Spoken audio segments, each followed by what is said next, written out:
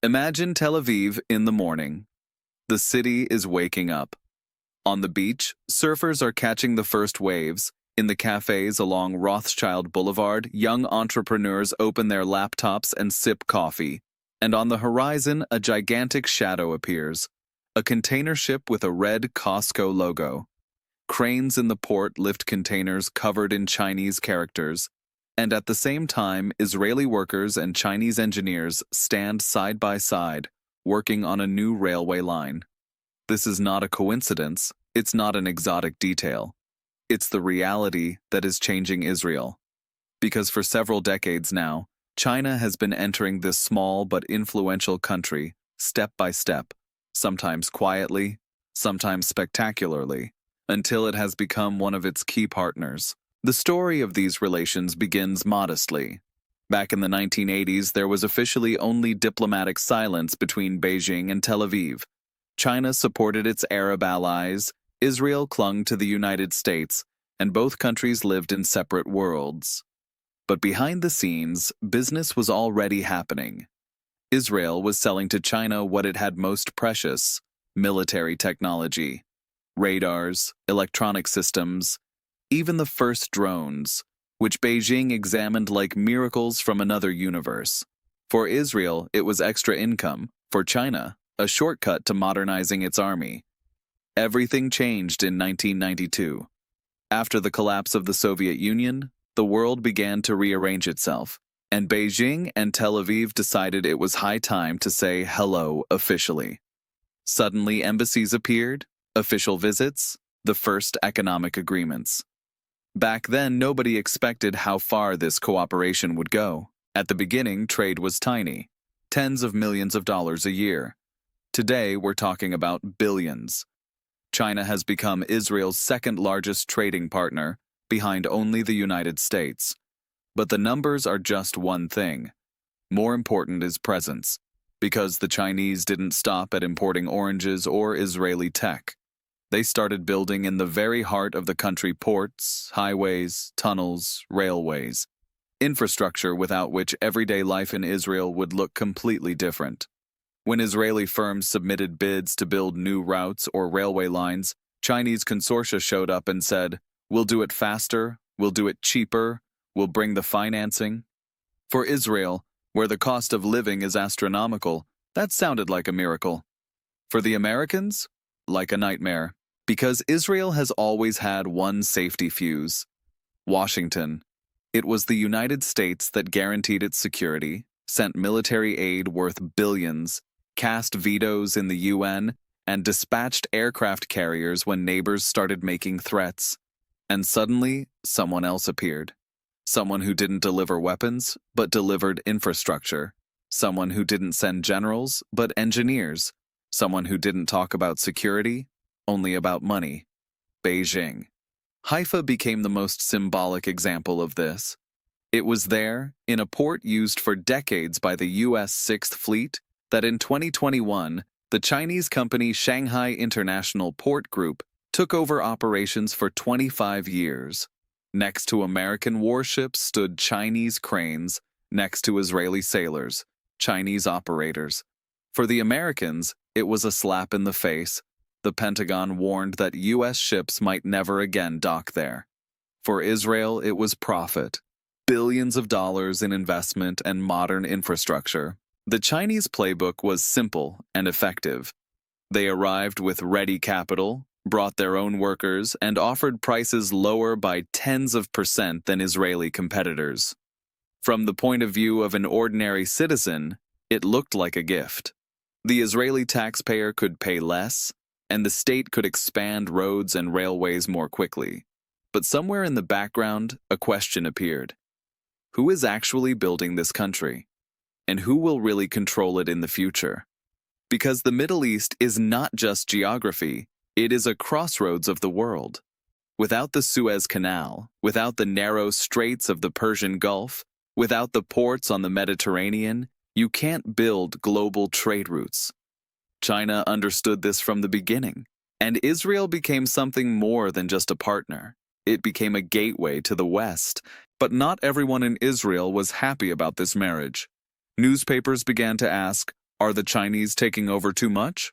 In a few years' time, will we wake up in a country where ports, railways, and power plants have Chinese owners?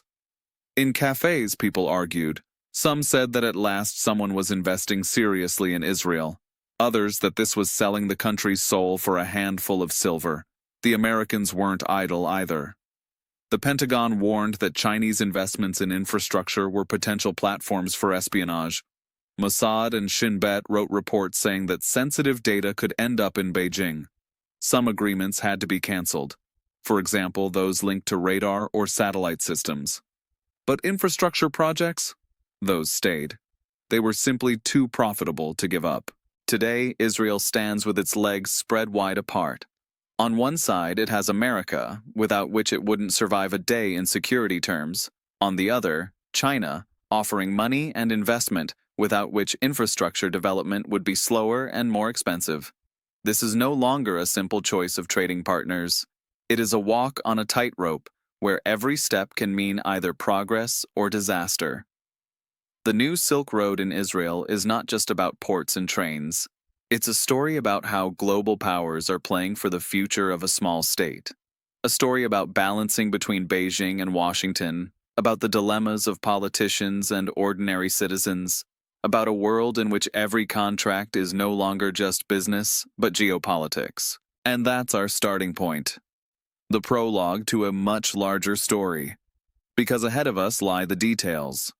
Haifa Port, a symbol of Chinese presence and American mistrust railways that were meant to be Israel's pride, but became an arena of competition between global giants. The technological startup sector that Beijing is trying to pull into its orbit. And the most important question, will Israel be able to keep dancing on this tightrope, or will it eventually fall, straight into the arms of one of the giants? Haifa Port in Chinese hands. That's the question everyone started asking. Haifa, Israel's third largest city. On one side, an industrial colossus, port, refineries, railway lines. On the other, the Baha'i terraces, tourism, a university campus, a view of the Mediterranean.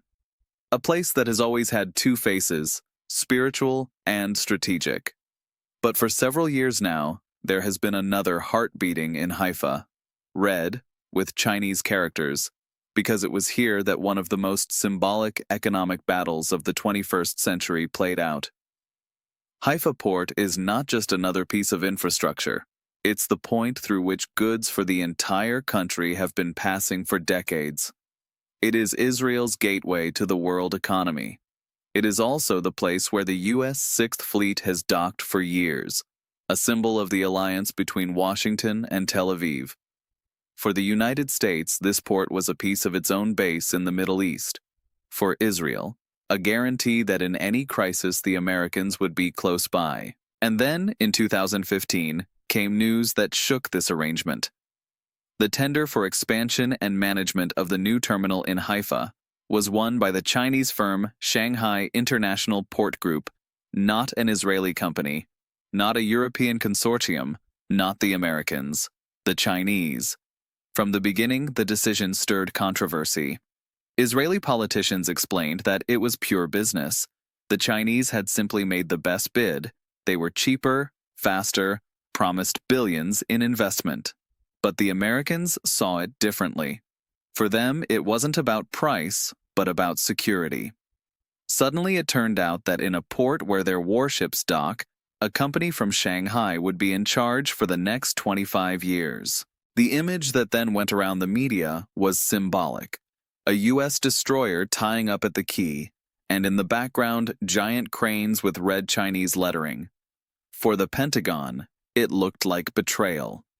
For Israel, like a triumph of pragmatism. Tel Aviv knew one thing. Without Chinese investment, its ports wouldn't be able to compete globally. Not everyone believed the same story.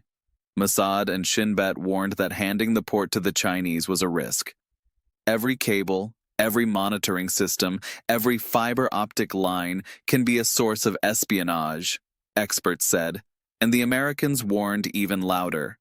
If China took Haifa, the Sixth Fleet would stop coming. Israel was caught in a trap. On one side, it had the promise of new jobs, faster cargo handling, and modern infrastructure.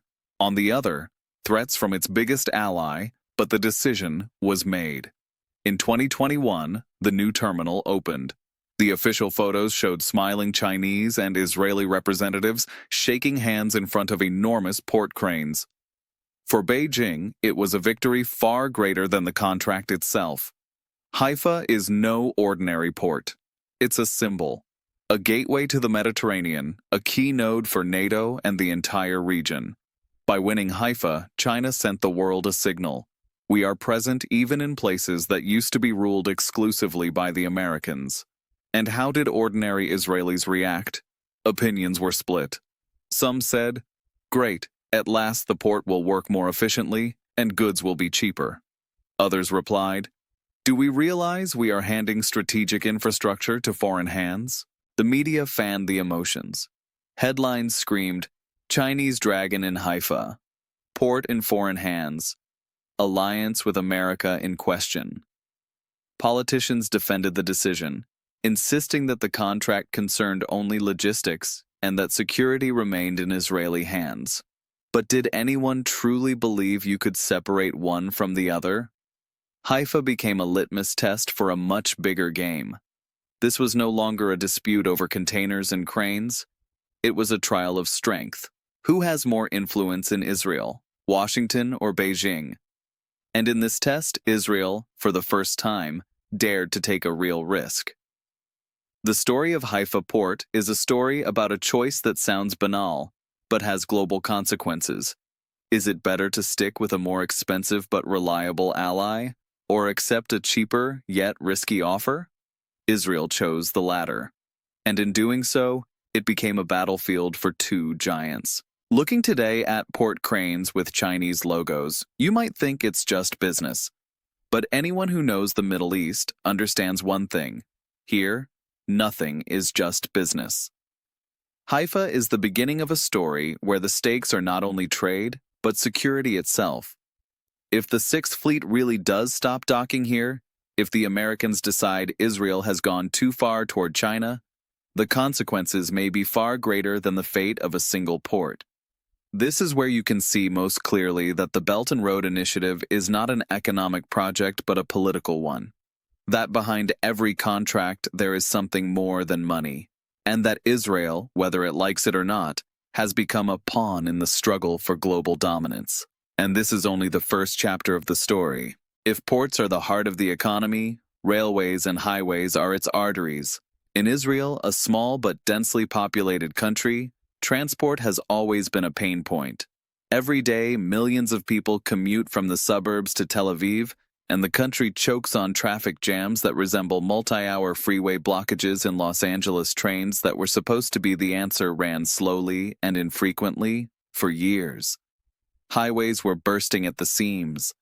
It was in this chaos that the Chinese appeared, with an offer that sounded like deliverance. One of the most symbolic projects was the high-speed railway from Tel Aviv to Jerusalem, a line that was supposed to cut the journey between the country's two most important cities to just 30 minutes. Israel had planned it for decades, but the project kept running into delays. Tunnels under the Judean hills turned into a technical nightmare, costs spiraled, and European and Israeli companies threw up their hands saying, "It can't be done any cheaper." Then the Chinese walked in. With their own equipment, their own engineers, their own workers. They made a bid no one could beat for Israel, a country where each day of delay means millions in losses. It was an offer impossible to refuse. Let them build, was the conclusion in government, and they built. The same pattern played out in highway tenders. Where Israeli consortia priced a project at $100 million, the Chinese said 60, and they added financing on top. In practice, wherever local firms saw a problem, the Chinese saw an opportunity. Of course, not everything was rosy. The media reported that Chinese workers were being brought to Israel in their thousands, that they worked in tough conditions, and that local firms were being squeezed out of the market. Trade unions sounded the alarm. This is unfair competition. We simply can't push our costs as low as they can. But from the perspective of an average Tel Aviv or Haifa resident, that didn't matter. One thing counted: that the road was built faster, that the train finally ran, that you could reach work without sitting 2 hours in traffic. Israelis looked at the outcome, not the process. The Americans saw it differently. For them, every new contract signed with a Chinese consortium meant a deeper presence of Beijing in Israel. Every tunnel, every railway line could become a channel for data transfer, monitoring, or spying. The Pentagon warned, transport infrastructure is also security infrastructure. In Washington, each Chinese project was tallied as another blow to U.S. dominance in the Middle East. In Jerusalem, however, politicians had their own view. For them, infrastructure was the key to economic growth. The Chinese offered what the Americans did not: fast money and ready-made solutions. Israelis knew very well that U.S. military aid was massive, but on the civil side, America simply didn't have such an offer.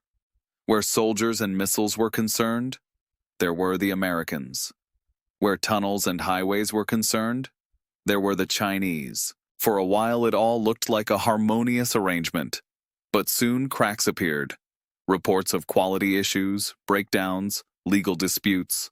Some projects began to resemble tales from Africa or Latin America, where Chinese companies left behind debts and problems. Fear began to grow in Israel. Is this the price we'll pay later?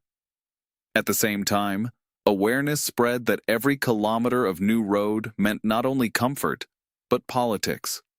Because in the background, tensions between Washington and Beijing were rising, and Israel was walking more and more directly between two fires. Today, when you ride the train from Tel Aviv to Jerusalem, you see tunnels, viaducts, modern stations. For the average passenger, it's just infrastructure. For analysts, it's tangible proof of Chinese presence in the heart of Israel. You drive on a highway where you move faster than 10 years ago, but few people think that road exists thanks to Chinese firms. This is where the paradox lies. Israelis benefit, but rarely reflect on the cost. Politicians know they are playing a dangerous game, but believe they can keep their balance. And the Americans watch and warn that walking two tightropes at once usually ends in a fall. Israel's railways and highways have thus become something more than infrastructure. They've become a battleground for influence, a symbol of Chinese presence and of American frustration. And for the residents, the everyday reality in which global politics mixes with their commute to work. Here, you can see most clearly how the Belt and Road Initiative penetrates the lives of ordinary people. You may not know who built the tunnel you're driving through. You may not remember whether the highway used to be state-owned or private, but the fact remains, every kilometer of that road tells a bigger story. A story in which Beijing and Washington are wrestling over Israel's future, and this is only the beginning of that journey. Israel has long been called the startup nation. That label is not an exaggeration, but a description of reality. In a country of fewer than 10 million people, thousands of tech companies have emerged that changed the world, from cybersecurity to medicine, from mobile apps to the agriculture of the future. Tel Aviv has become a second Silicon Valley. In small offices, in 1970s, apartment blocks, and co-working spaces overlooking the Mediterranean, ideas are born that later land on Wall Street, in Silicon Valley, and on stock exchanges in Hong Kong. No wonder China wanted in on this as well. Beijing had long dreamed of leapfrogging several stages of technological evolution and becoming global number one. The leadership knew they had scale, capital, and factories, but they lacked something else, that crackling creativity the Israelis had.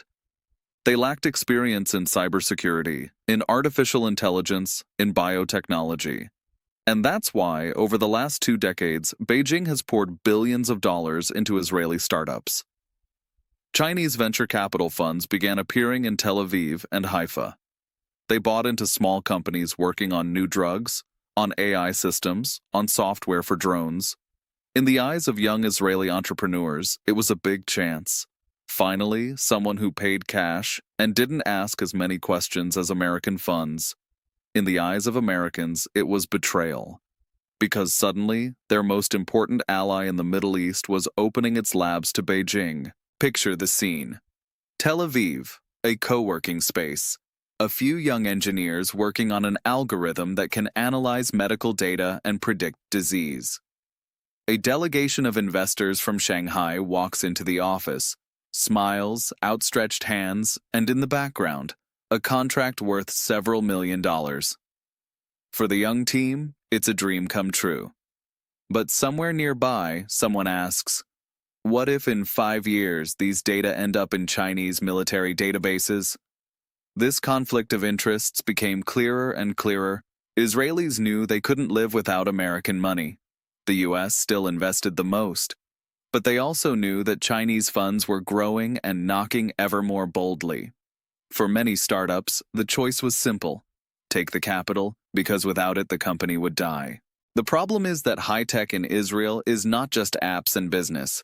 It is also military technologies, cyber tools, solutions of strategic importance, and China, as we know, does not separate business from politics.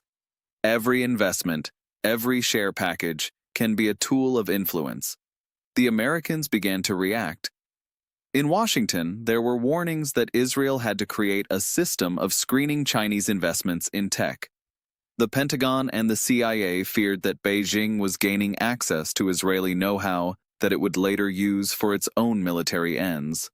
Israeli newspapers ran headlines like, "Chinese money is buying our future," or "Are we selling the soul of the startup nation?" At the same time, Chinese firms invested in Israeli startups focused on water, agriculture, renewable energy. And another layer of the puzzle appeared. Because water in Israel is more than a natural resource, it's survival. The Chinese knew that if they gained control over Israeli patents for desalination and water recycling, they'd have something nobody else had. On campuses in Haifa and Jerusalem, you could hear Chinese more and more often. Students from Beijing, Shanghai, and Guangzhou came to study at Israeli technical universities officially to exchange knowledge, unofficially to facilitate technology transfer. For many young Israelis, this didn't matter. Money, investment, the chance to grow the company, that was what counted. If I don't take Chinese capital, someone else will, said entrepreneurs. But older, more experienced experts warned, the money comes easily, but control leaves with it. High-tech thus became another arena of conflict. On one side, pragmatism and the desire to grow. On the other, the fear of losing independence. And above it all loomed the shadow of the United States, making it clear that Chinese investments in Israel's tech sector were a red line Israel tried to keep its balance. It created regulations designed to limit Chinese takeovers in critical areas. Some deals were canceled under U.S. pressure, but many contracts could no longer be undone.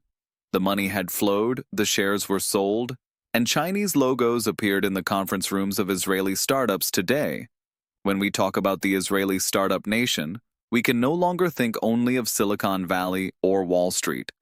We have to think of Shanghai and Beijing as well, because it's there, in the shadow of global tensions, that decisions are made which may determine the future of Israeli innovation. And that is why the chapter on high-tech is so important.